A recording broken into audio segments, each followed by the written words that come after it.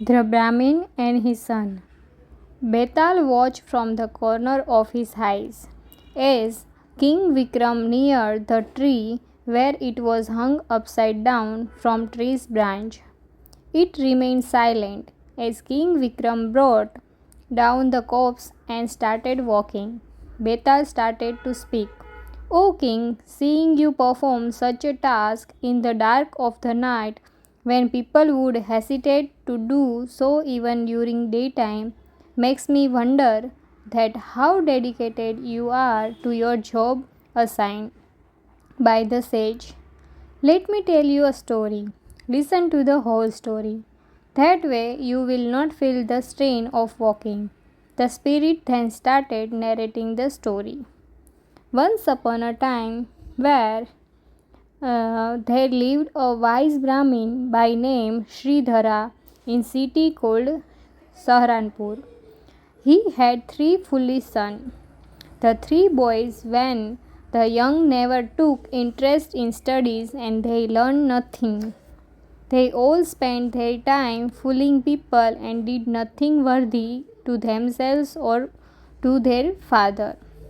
They did not even realize that they had grown up to be useless. The three of them were gamblers and loafers. All this time, the Brahmin took care of their needs, but as time passed, Sridhara became very weak and old.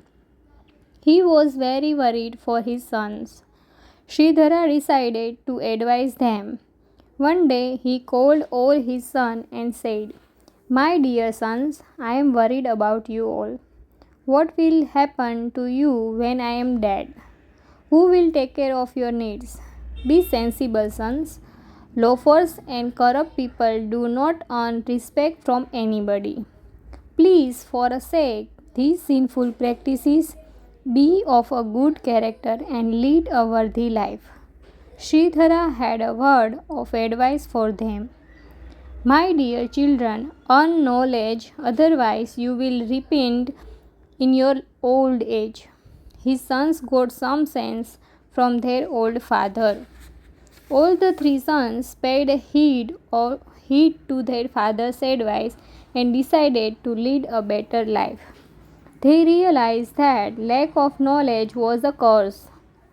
So they decided to seek education the nearby earn their livelihood. The next day, they set out in search of seeking knowledge. On their way, they met a stranger who told them about a teacher living in the nearby forest and who could teach them all the education and knowledge they wanted to learn. They lived with the teacher in his Gurukul for a couple of years and learned the art of magic, the traditional subject.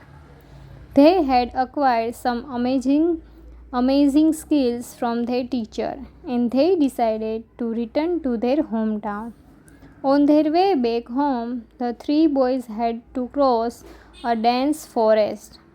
When they reached the middle of the forest, they saw a hunter shooting down a lion.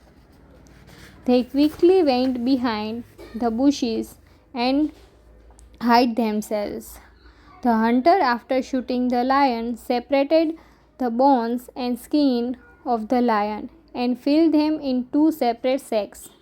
The boys waited and watched.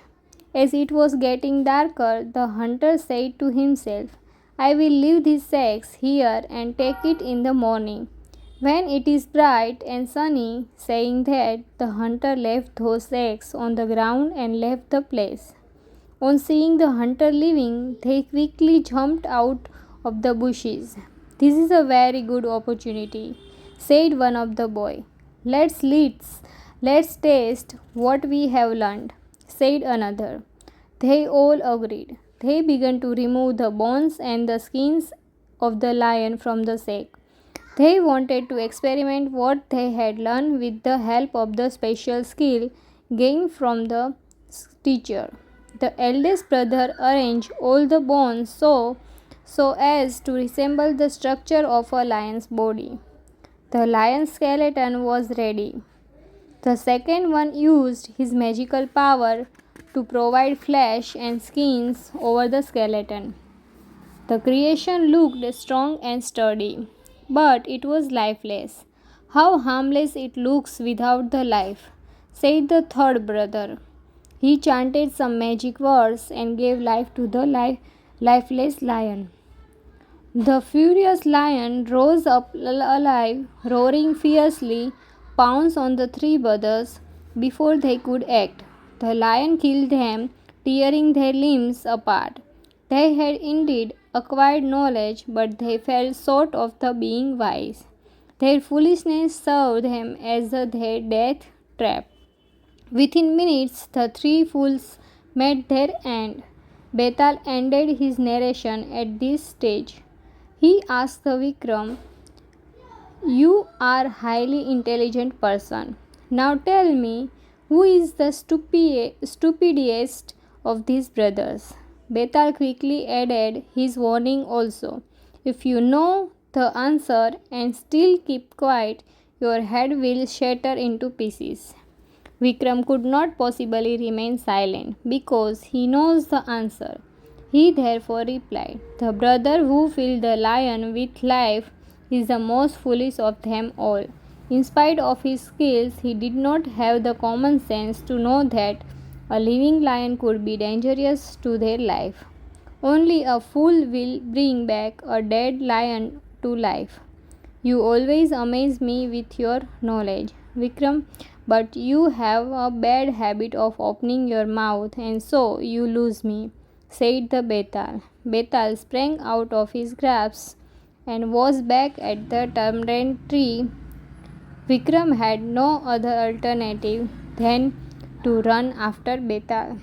Thank you.